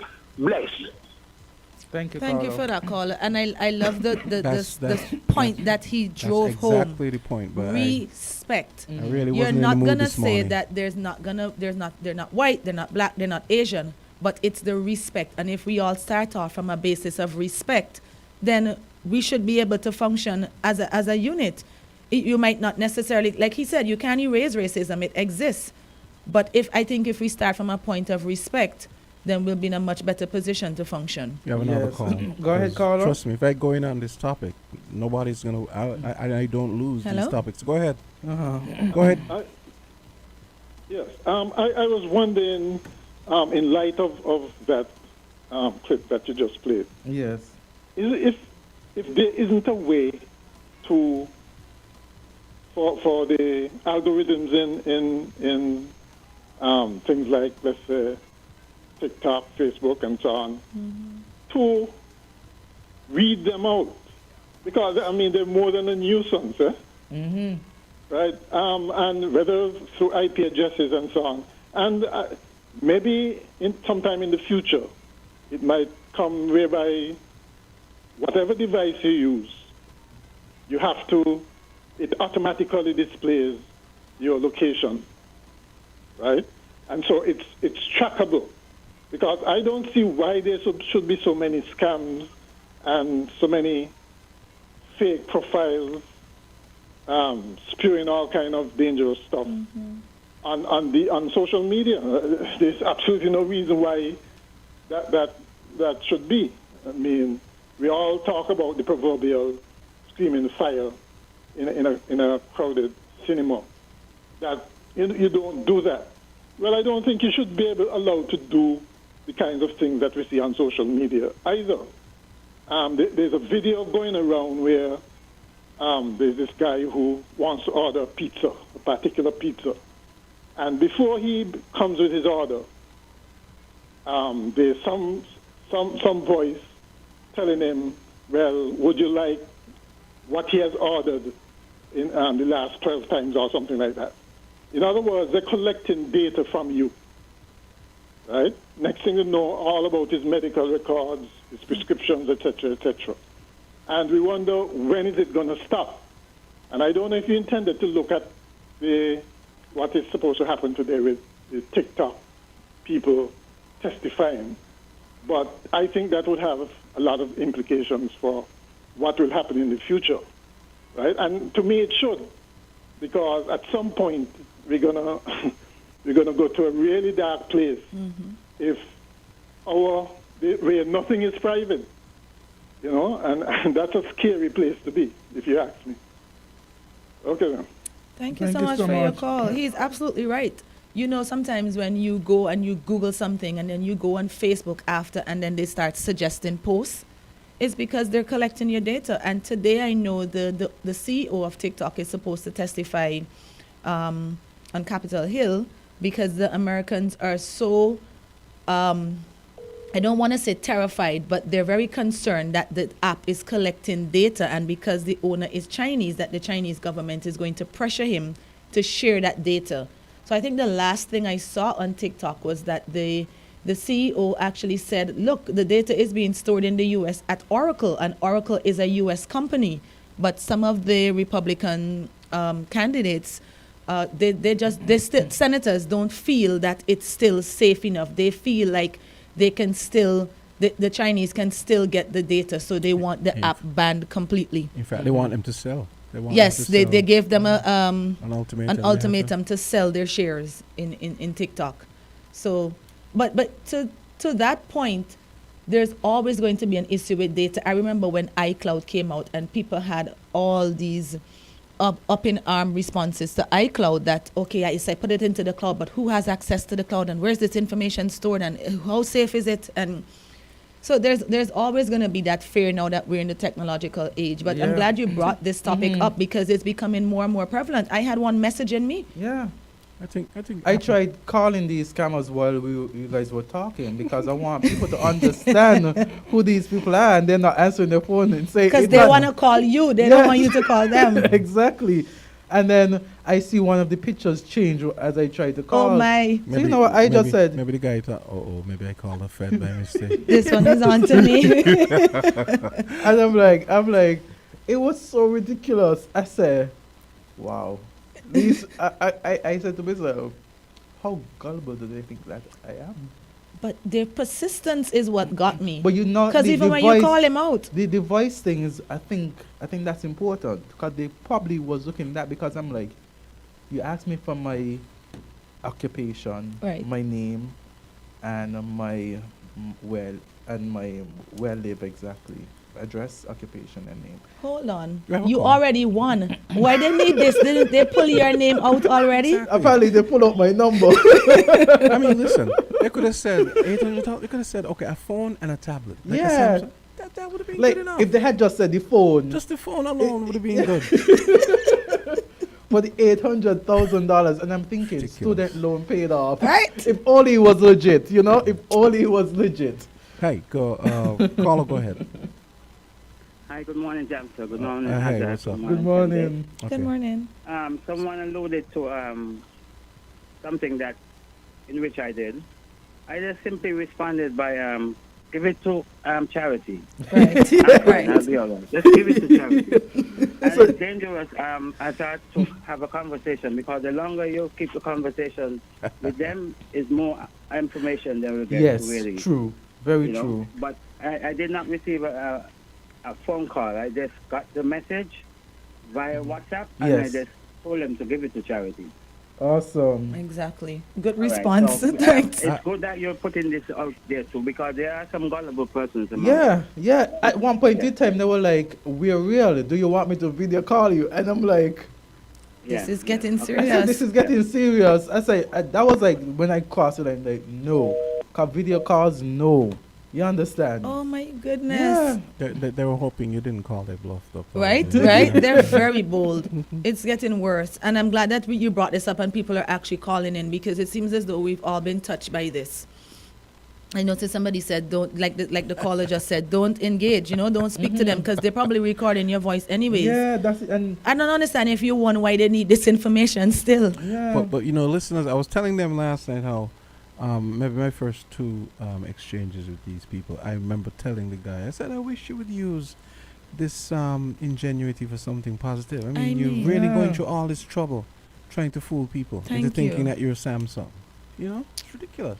Crazy. Yeah. Because they ask full name, occupation, country, home address, gender, age. Oh, you have the information too? This is madness. This is madness. Oh, it will be delivered via a DHL delivery team. Yeah. Wait. You have the information. I got it from you. Oh, yes, I sent it. Here am I thinking, oh my God, they got you. Okay, let's take a quick break. We got to take a break for Tap Water Caribbean. And then we have our Rams sponsor segment coming up. You guys want us to do the thing from yesterday with Nicholas Branker? Yeah, we can do that. Yeah, okay. So let's hear from Tap Water Caribbean and we come back. We're different. We're 98.9. 98.9. Win FM. Do you want to improve the quality of your water? Is buying bottled water costing you a fortune? Say no to bottled water and yes to Tap Water Caribbean and Espo Water Solutions. We offer eco-friendly filtration products such as our Ultra Filter or our Bottle Pro for at home or on the go. Fill up anywhere. We also have a Shower Pro designed to protect and give you healthy skin. Visit us today at tapwatercaribbean.com or on Facebook and Instagram. Let's drink clean, pure, healthy water together. Remember, go green, save money, and save our planet. We're different. We're 98.9. 98.9. Win FM. Hey kids, drink healthy! Reduce sugar chubby with the same great taste. Lots of magic fruity flavors, drink the more healthy way. It tastes so yummy, chubby, chubby, chubby. 25% less sugar chubby. Be active, be healthy, drink lots of chubby. Kicking football, playing cricket, having fun in the sun. It's chubby. Reduced sugar chubby keeps you cool and refreshed. It tastes so yummy, chubby, chubby, chubby. 25% less sugar chubby. Jumping rope, running races, have fun. It tastes so yummy, chubby. Drink the more healthy way.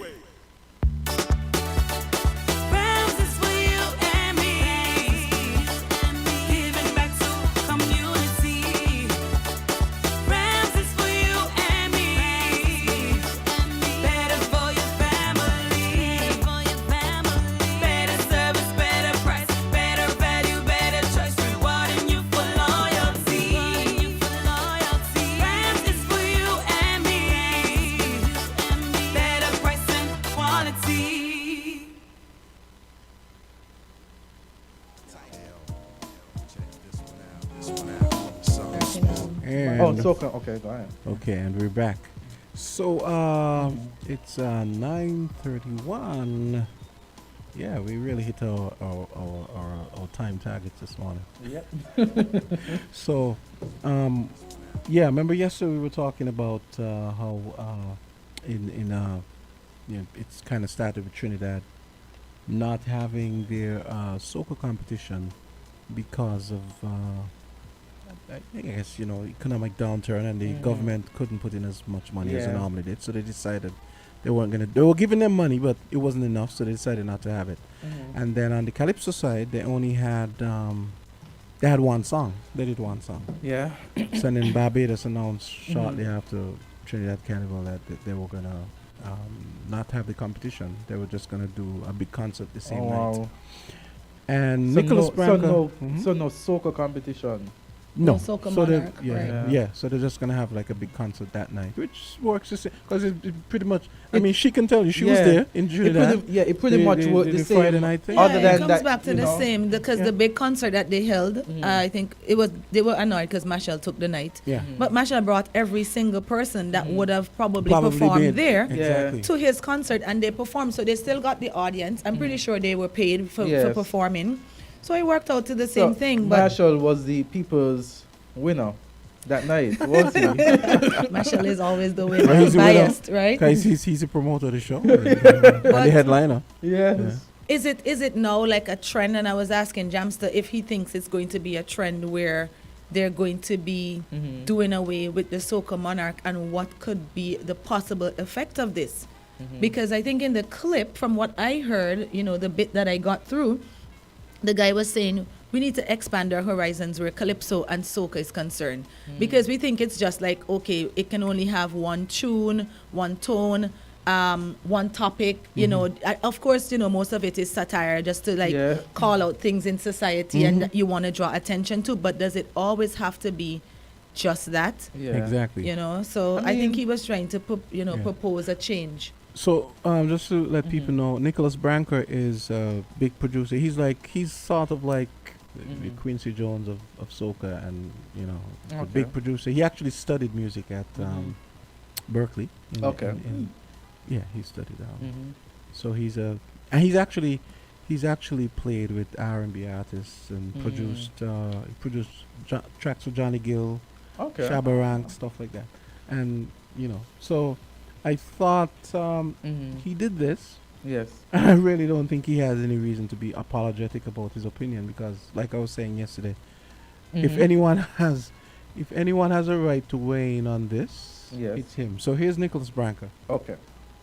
I wanted to talk today a little bit about competitions in music, because it's something that happens a lot, and it has had some fairly disastrous effects in certain ways, very minor positive effects in some other ways. But I don't normally, like to talk about these kinds of things because people have opinions and they don't really like to change them. I have always felt, anybody that knows me would know that I have always felt, particularly in calypso and soca music, that competitions have done us a great disservice. There have been times when there has been a lot of attention on the music which may not necessarily have been there before, which I suppose you can see as a positive. But I always felt that the focus was more on the competition than on the actual music. And my feeling personally has always been also that for a genre of music to need a competition as its main and highest form of exposure brings into question whether it's a genre at all. In my mind, a genre of music is one that represents a group of people in as many different states as possible. And by states, I mean emotional states, physical states, economic states, so that the music is able to represent the fullness of the personality of the people that has created it, right? And because for the most part, calypso music and soca music has been exposed largely in a carnival context, certain aspects of our beings are more emphasized than others. You'll find music being made that is about carnivals more than anything else. And then you have these competitions which tend to make people create music in a very particular way. Part of my problem with it is that it is an attempt to render objective something that is entirely subjective. The people that we pick to judge are, for the most part, very established people in whatever they have chosen to do for their living. But I am of the belief, and this applies to me also, to everybody that I know who is in any field that is artistic, you cannot be objective about a thing, really. What you can be is very eloquent in how you express your subjectivity. So you will understand why something sounds good or why something is good or why you believe something is good. But it boils down to the fact, at the end of the day, that you either like it or you do not. If you do not like it, you will find ways to justify that. You can't make yourself like it. You can't say, generally speaking, that even if you don't like it, that it is great. And so that is a problematic, for me, place to start from. Premise. Problematic premise. And then I have also felt that if this is the premier expression of an art form, why is it not democratic? Why is it that we have to select people to decide what is the best and who wins and who doesn't win? To me, if the music actually represents the people, then the people should be deciding that, but not in that context or not in that environment at all. They should be deciding that like how they decide every other music.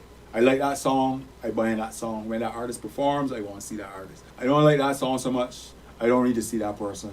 And it takes on its own kind of balance, right? I mean, granted, money plays a lot in that, but it is a more equitable kind of balance to me than the way that things function now.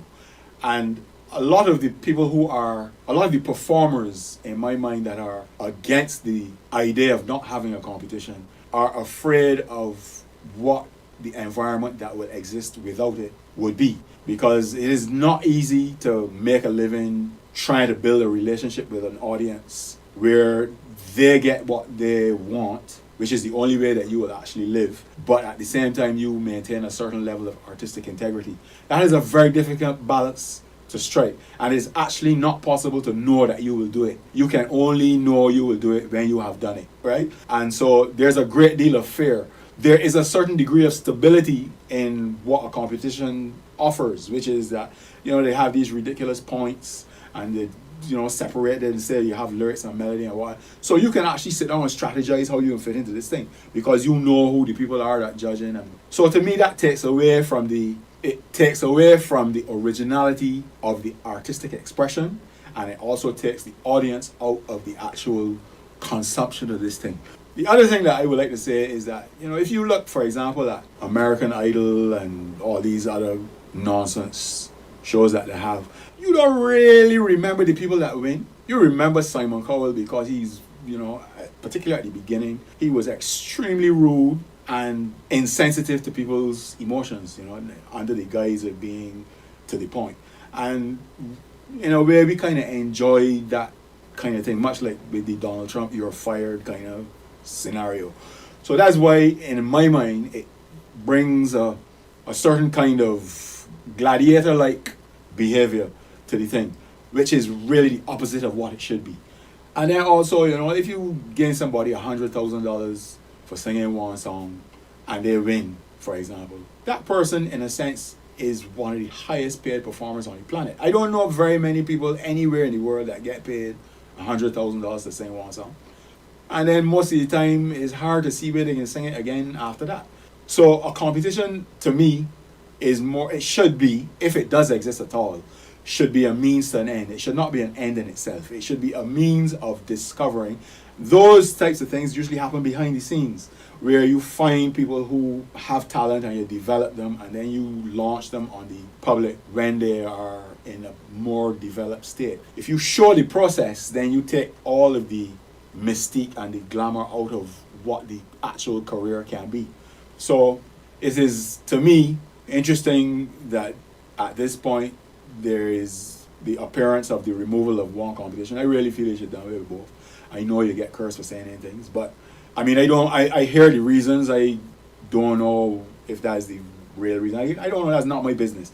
But the people who are afraid of it not existing should be a little bit more challenged by the possibility of what can exist in its absence, because in a very real sense it has pulled us back for a very long time, and we can see the possibility of a brighter future musically if we are not focused on this one event for a whole year. Don't make no sense. It is a ridiculous proposition when you think about it, right? To me, as I said, it's just me. Most of the music that I have produced in Barbados that has been very successful was in spite of that, not because of it. It was actually, in a lot of cases, created specifically to counteract that. So for example, here are two examples.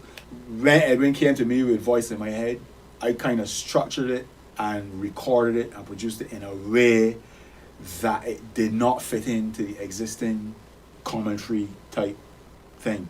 And I listened with great interest to all the conversations that I had about how it's not a calypso, and it showed me the competition, and it showed me this, and it, you know, why you can't just make a song?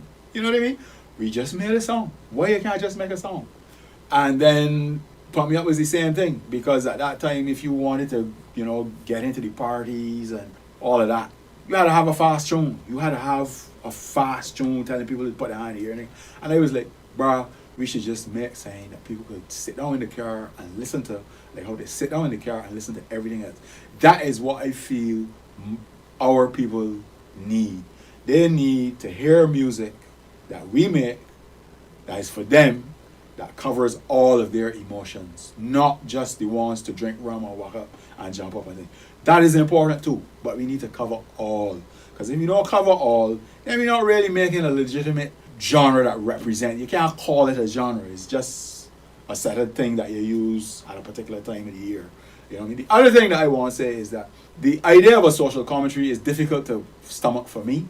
I don't know how you could define a style of music as a social commentary. I challenge anybody to name a song in the history of the world that is not a social commentary. I don't know that there's ever been a song written with lyrics or not that is not in some way a commentary on the society from which it has come, or a society that it is talking about. So that idea to me is a limiting idea, and it's also counterproductive, because it makes you think of a particular thing when that thing doesn't need to be. And it also is unfair to the people who are actually in the competition in a sense, because you gotta wait a whole year to hear these people say something that the call-in programs have on it all day, every day for a whole year. It is hard to see how you would make that work now, you know what I mean? So that music should be either made all the time or made differently at this particular time, if you all understand what I'm saying. I am thinking about these things. I mean, I am very clear in my mind about the negative aspects of what a competition can do and has done, not only to music in the Caribbean, but further afield. And so, you know, it's just for me to kind of stimulate your thoughts. I mean, I know how people be like, nah, man, that got to happen. You know what he's talking about. I understand all of that.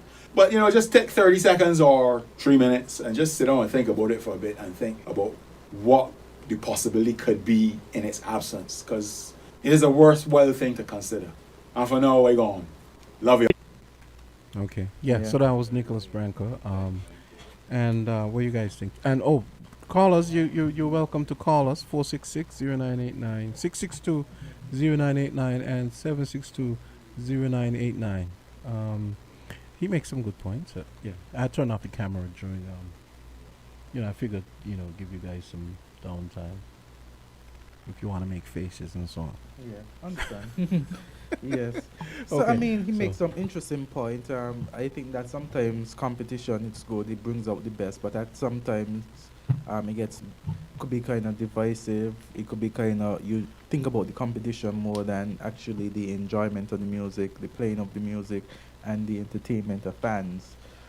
He speaks about it.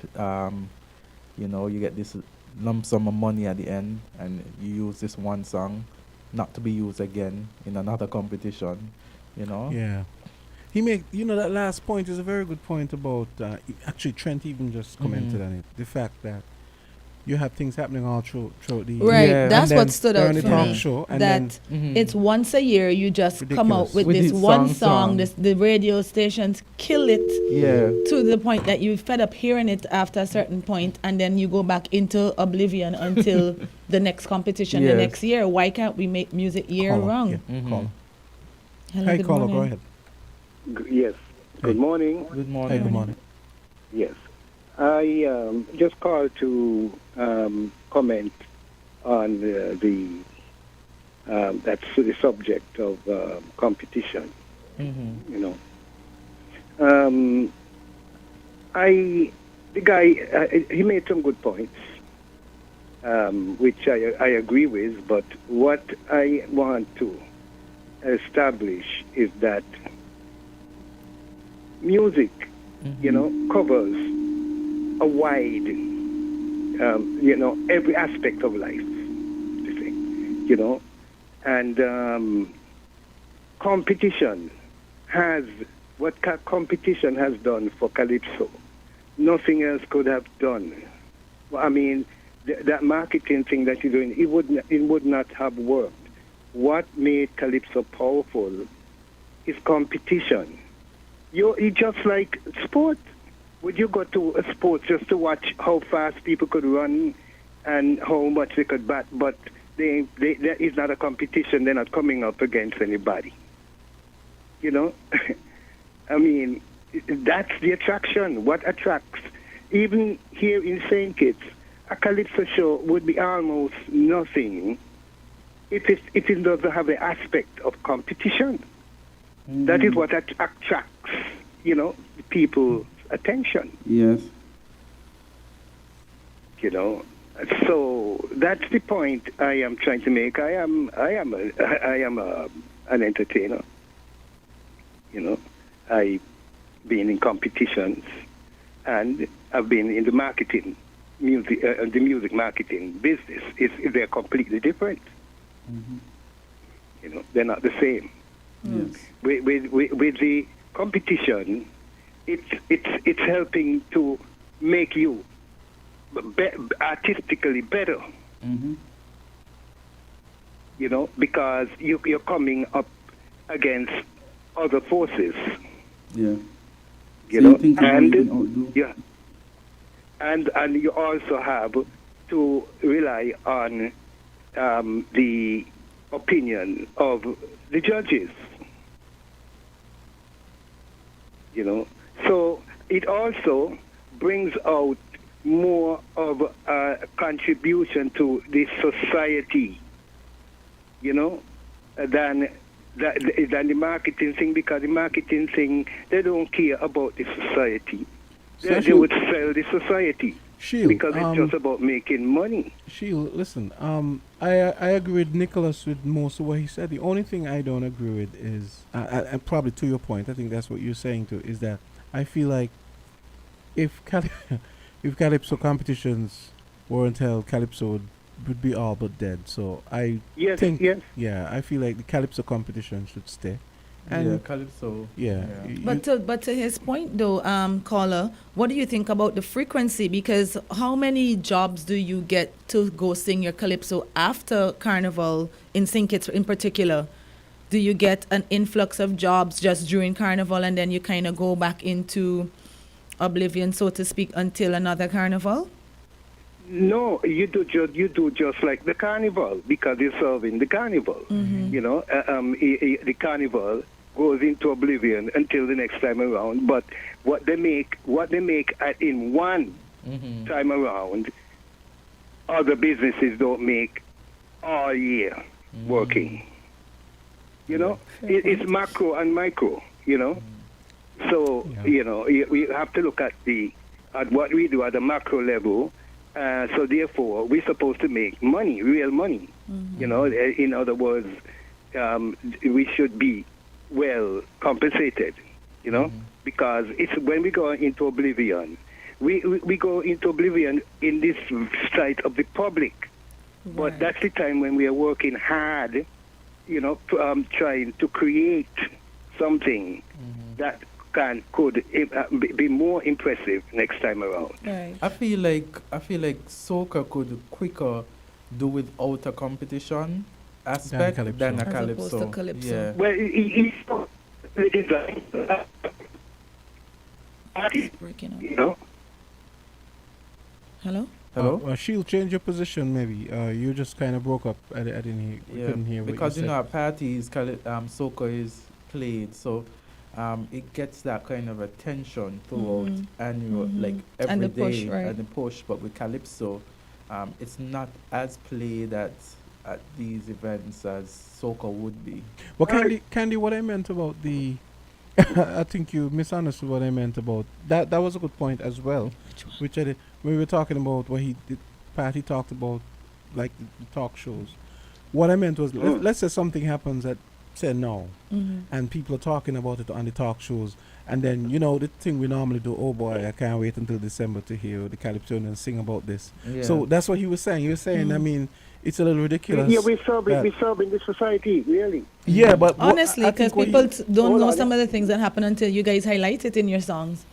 I think what he was saying is that why should you have to wait? Why should you have to wait to hear from the grills months after something happened, just because of that one competition? And he kind of has a point. Some people write. Some people write by information, and others write by inspiration. It's totally different. Yes. It's, inspiration is on a spiritual level. Yes. Information is physical. Yes. That's very true. I like the way you put that. The debate is always, gonna occur. Yep.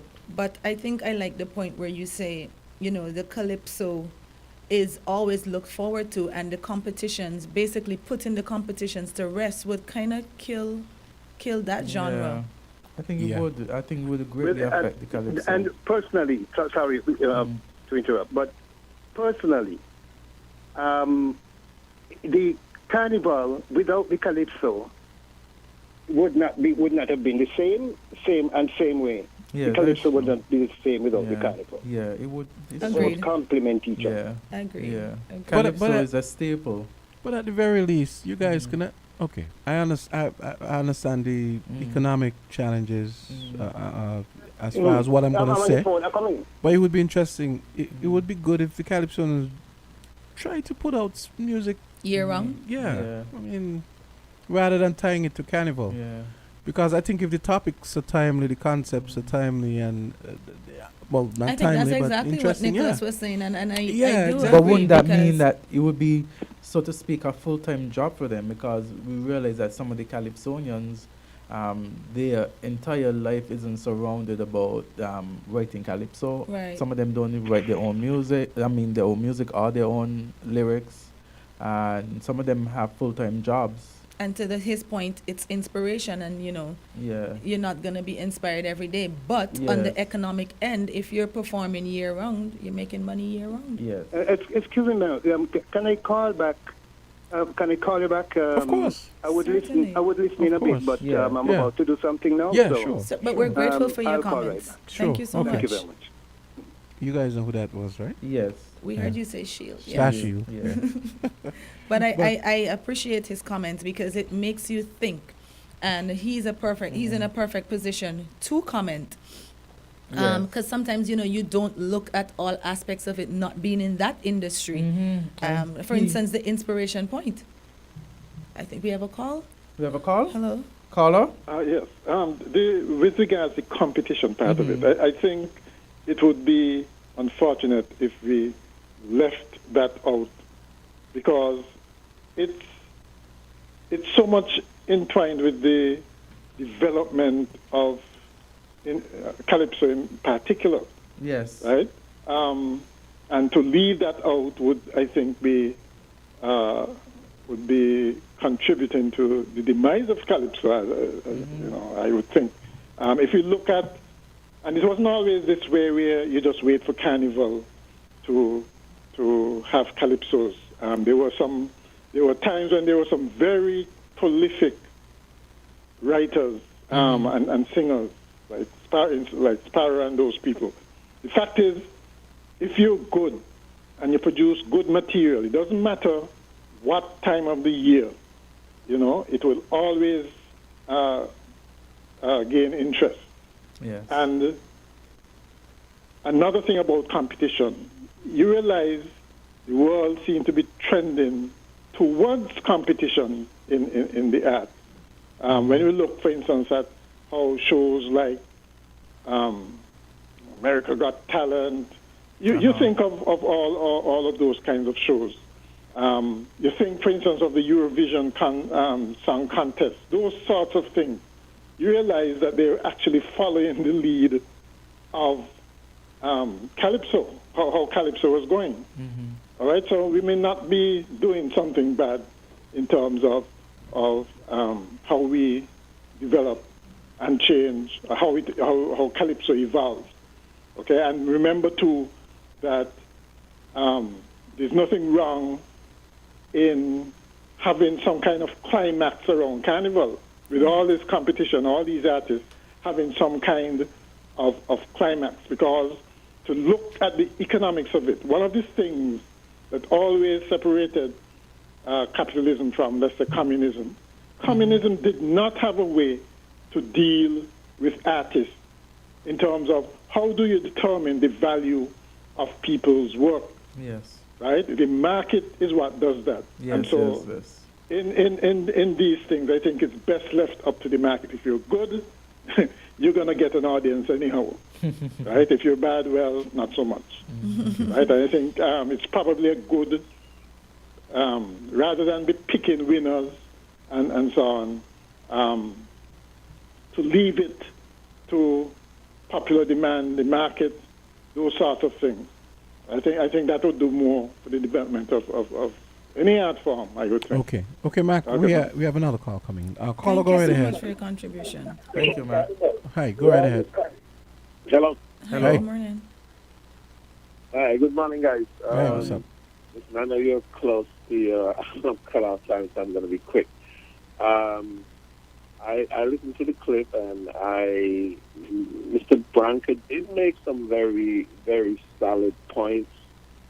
But I think when he made the comparison between what people make and what what the artists who don't take part in the competition make and what the artists make, I think that both can coexist, and they have coexisted very well, because ain't nobody gonna tell me that Machel, Ket, Patrice, and I'm talking about specifically soca now, because calypso is something totally different right now. I mean, if you tell me that these people are not making $100,000 a year, then something is wrong. For the music festival alone, they're making almost that. You know, yeah, it may not be one song, it may be a 45-minute performance. Yeah. But I just think that both the competition, because the competition has, I mean, it has its wisdom, and it also has its way of producing, different things or different people, different artists who migrate over to another scene. I mean, as you see right here in St. Kitts in the Soca Monarch competition last year, Nature Beat, Ruckus, Jour, and who else? Somebody else who were in the finals the previous year and were, the top places. They migrated out, and I mean, look at it. Dijon and Ruckus are now the Road March champions. So I think that both can coexist, the competition, and it has been proven that, I mean, once you got a good team behind you, or you got a hit, you're going to make money because people are going to hire you to perform. Just look at Machel at CPL in Guyana, and look at Machel at the Barclays Center in Brooklyn. That's my thought. Yeah. Point Yeah. taken. Point taken. Yeah, I do Yes. believe, as I said, I do believe that the soca aspect of it could survive without the competition. Right. 'cause It'll that's- always Yeah. sell. Yeah. In the Caribbean, we love soca. Yeah. Every fete have But, soca. but, Yes. quick question before, what do you guys think about this?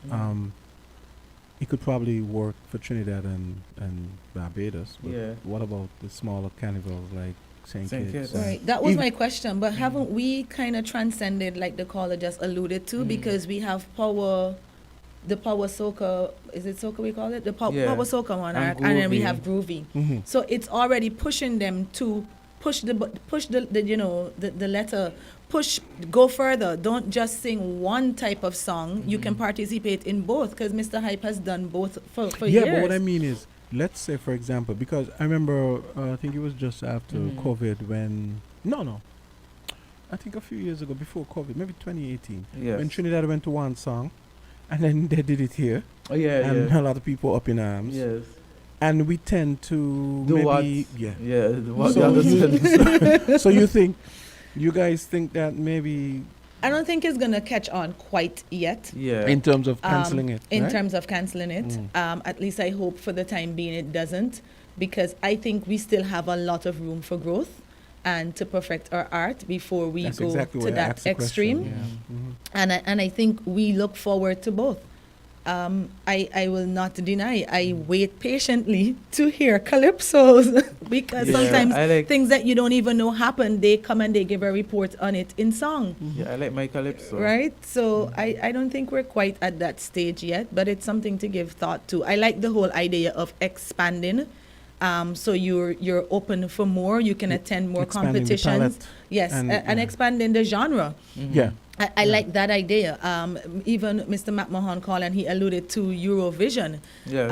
That is a competition that happens in Europe where all the countries there participate. We so, should. Well, how you come we know, don't have I something think like that? us For real. expanding That the would- genre gives our Yeah. artists more room for growth and more opportunities to travel, to make more money, you know. So I kind of like the idea of keeping both but expanding it. Yeah. So Yeah. Okay.